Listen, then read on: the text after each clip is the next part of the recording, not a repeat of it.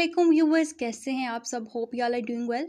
Welcome to my channel prose world. आज की इस वीडियो में हम डिस्कस करने जा रहे हैं Puritan age in history of English literature. जैसे कि आप सबको पता है कि हमने हिस्ट्री ऑफ इंग्लिश लिटरेचर की सीरीज स्टार्ट की है। सीरीज में आज 5th वीडियो है। इससे पहले हमने डिस्कस की थी जैकोबियन और कैरोलाइन एज। 17th सेंचुरी में दो एजेस आती थी इंग्लिश टाइम पीरियड में, एक प्यूरिटन एज थी और एक रेस्टोरेशन एज थी। प्यूरिटन एज को एज ऑफ मिल्टन भी कहते हैं और रेस्टोरेशन एज को एज ऑफ ड्राइडन भी कहते हैं। नेक्स्ट वीडियो में हम एज ऑफ ड्राइडन कवर करेंगे, यानी कि रेस्टोरेशन एज कवर करेंगे। स्टार्ट करते हैं आज की video.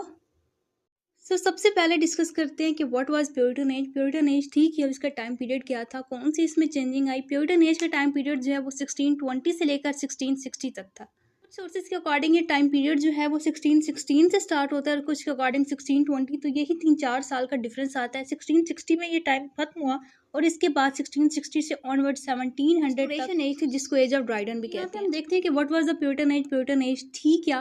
Puritan age in English literature was serious and spiritually intense time. ये टाइम पीरियड जो था ये बहुत ही सीरियस था और स्पिरिचुअली इंटेंस था। हमने पहले देखा कि एलिज़ाबेथन एज फ्रेश एज थी, उसके बाद जैकोबियन एज और कैरोलाइन पीरियड में थोड़ा सा जो है वो टोन शिफ्ट हुई और पोइट्री लिखी जाती थी, ड्रामा बिल्कुल डिक्लाइन हो गया। तो यहाँ पे जो है ना वो बहुत ही सीरियस सिचुएशन चल रही है। यहाँ पे पॉलिटिकल बैटल्स हो रही हैं, रिलीजियस स्ट्रगल हो रही हैं, लिटरेरी चेंजेस आ गए हैं। तो जो प्यूरिटन एज थी इंग्लिश लिटरेचर में, वो टाइम पीरियड जो है सारा वो सीरियस था और स्पेशली इंटेंस टाइम था। It came after the Elizabethan and Jacobean ages and it was full of political battles, religious struggle and literary changes। यही बात जो अभी हमने की कि एलिज़ाबेथन और जैकोबियन एज के बाद ये टाइम पीरियड आया और इस टाइम पीरियड के दौरान पॉलिटिकल बैटल्स पीक पे थी। ठीक है, पॉलिटिक्स को लेके बहुत ज़्यादा स्ट्रगल थी, रिलीजियस स्ट्रगल थी, कैथोलिक और प्रोटेस्टेंट में कॉन्फ्लिक्ट थे, लिटरेरी चेंजेस आए, जिस तरह ड्रामा को डिक्लाइन कर दिया गया। प्यूरिटन जो है वो ड्रामा को एक्सेप्ट नहीं करते थे, उन्होंने थिएटर्स बंद कर दिए। Period is called the age of Milton, named after John Milton, the greatest writer of this age.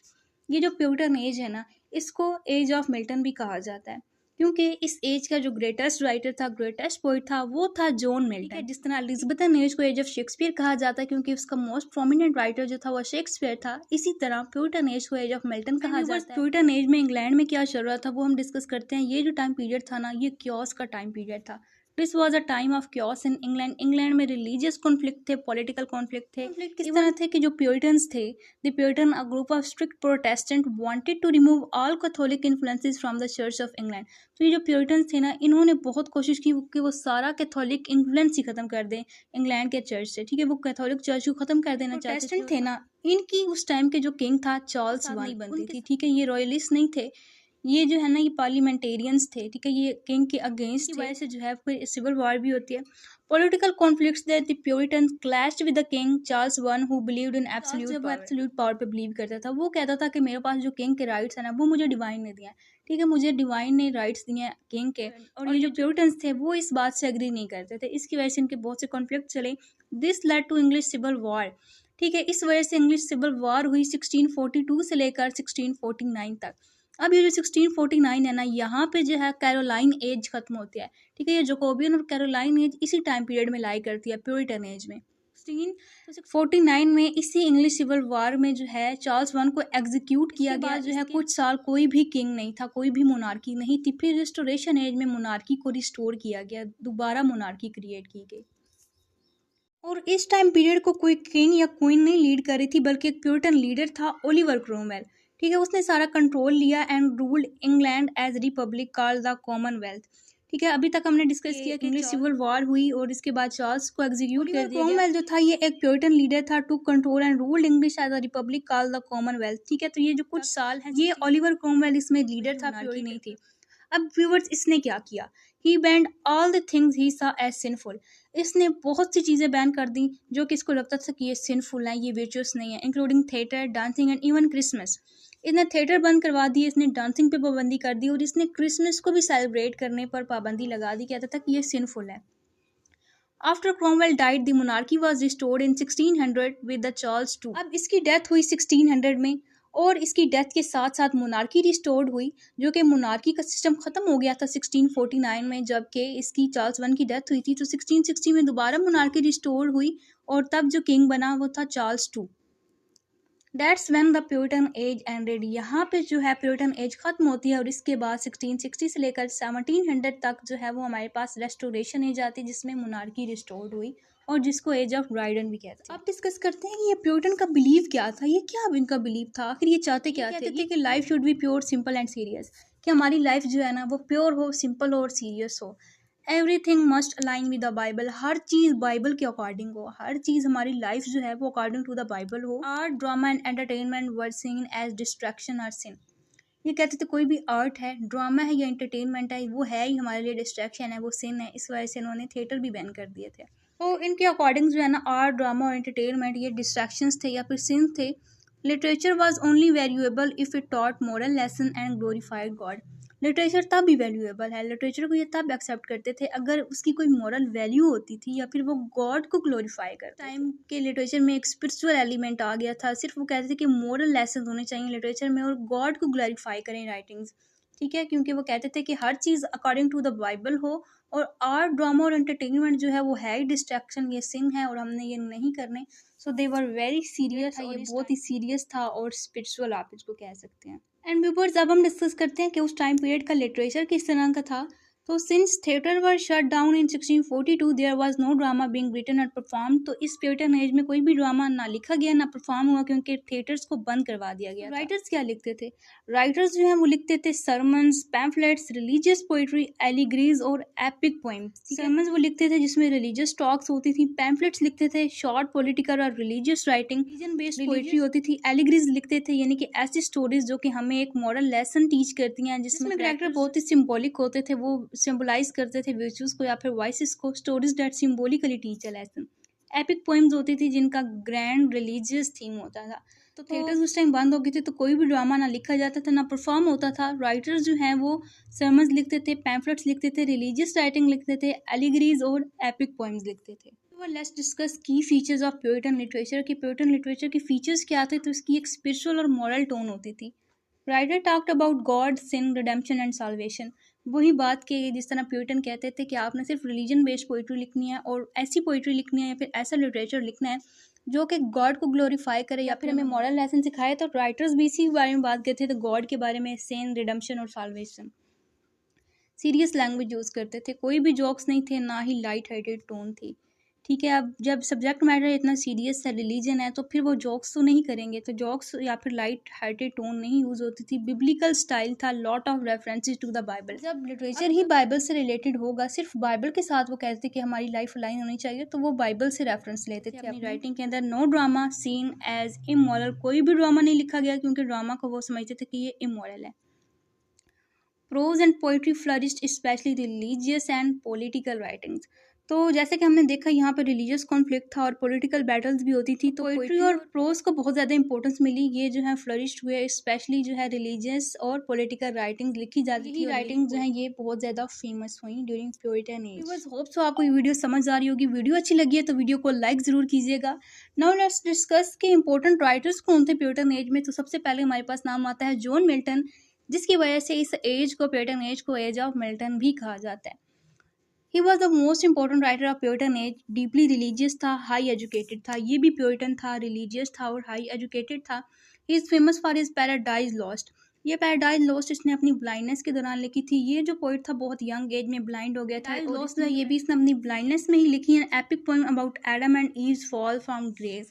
तो ये जो सारी है इसका रिलीजियस बैकग्राउंड है। एडम और ईव को जो है वो पैराडाइज से निकाल दिया गया था, तो ये सारी स्टोरी जो है ये उस पर बेस करती है। जॉन मिल्टन के अलावा एक राइटर बहुत फेमस था, जॉन बनियन। ये भी जो है ये प्रीचर और राइटर था। सिंपल सी इसकी राइटिंग होती थी। Is famous for the Pilgrim Progress. इसकी बहुत ज़्यादा फेमस हुई एक एलिगरी है about Christian journey to salvation. और इनकी राइटिंग जो है बहुत ज़्यादा ईजी होती थी, कॉमन पीपल जो है वो इसको पढ़ सकता था और समझ सकता था। His writing was easy to understand, so even common people could read it. Next इसमें जो है मेटाफिजिकल पोइट्स बहुत ज़्यादा फेमस हुए। Use complex comparison and talked about God, death and the soul in deep and intellectual way. ये एक ऐसी poetry थी जिसमें इमोशनल इंटेंसिटी भी थी और इंटेलेक्चुअल विट भी थी। तो ये जो है ना बहुत ज़्यादा कॉम्प्लेक्स कंपैरिजन यूज़ करते थे, जैसे कि जॉन डन ने लव को कंपेयर कर दिया कंपस के साथ। ये जो है ना ये गॉड की बात करते थे, डेथ की बात करते थे, यूनिवर्स की बात करते थे, सोल की बात करते थे इंटेलेक्चुअल वेज में, और इसकी में इमोशनल इंटेंसिटी भी होती थी। नाम आते हैं जॉन डन के, जॉर्ज हर्बर्ट, एंड्रयू मॉरवेल, बहुत से नेम है लेकिन यहाँ पे मैंने 2-3 ऐड किया।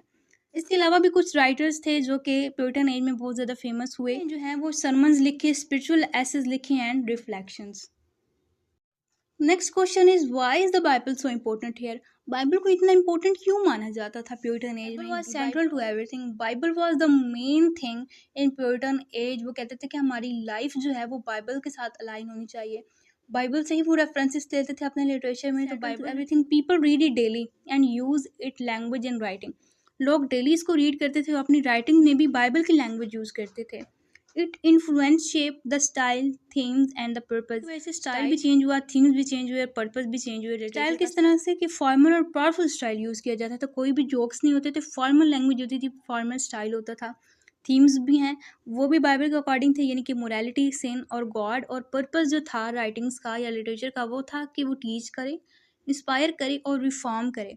ठीक है, यानी कि इसका बहुत ही मॉरल पर्पस समझा जाता था कि जो है ना लिटरेचर वो बाइबल के अकॉर्डिंग लिखा जाए और उसका पर्पस जो है वो मॉरल लेसन सिखाना हो। सो व्यूवर्स, अब तक तो हमने डिस्कस कर ली प्यूरिटन एज। अब देखते हैं कि इस एज के बाद क्या हुआ, what happened after this age. तो after Cromwell death the monarchy return in 1660। Cromwell की डेथ हो गई और 1660 में मोनार्की रिस्टोर्ड हो गई, मोनार्की रिटर्न हो गई। Charles two came to power and everything change, theatre reopen. तो यहाँ पे मोनार्की रिस्टोर्ड हो गई, चार्ल्स टू पावर में आए। ठीक है, चार्ल्स वन था पहले, उसके बाद लीडर आया क्रोमवेल। अब जो है मोनार्की रिस्टोर्ड हुई और हर चीज़ चेंज हो गई। थिएटर्स को दोबारा से ओपन किया गया, ड्रामाज फिर से लिखना स्टार्ट हो गए। Literature became more worldly, witty and secular. Literature जो है वो उसमें वर्ल्डली सब्जेक्ट मैटर था, विटी हो गया था लिटरेचर और सेकुलर हो गया था, यानी कि नॉन रिलीजियस राइटिंग भी आ गई थी। They started the Restoration age. तो यहाँ से रिस्टोरेशन एज स्टार्ट हो गई जब चार्ल्स टू आया और हर चीज़ चेंज हो गई और थिएटर रीओपन हो गए। So the Puritan age was like a spiritual pause in the history of English literature. ये जो प्यूरिटन एज है ना, आप इसको एक स्पिरिचुअल पाज कह सकते हैं। इसमें जो है लोगों ने सिर्फ बाइबल बाइबल बाइबल और सिर्फ रिलीजन पे फोकस किया। अ time of deep reflection, strict discipline and moral focus. ये टाइम पीरियड जो था डीप रिफ्लेक्शन का था, स्ट्रिक्ट डिसिप्लिन का और सिर्फ मॉरल फोकस का प्यूरिटन टाइम था।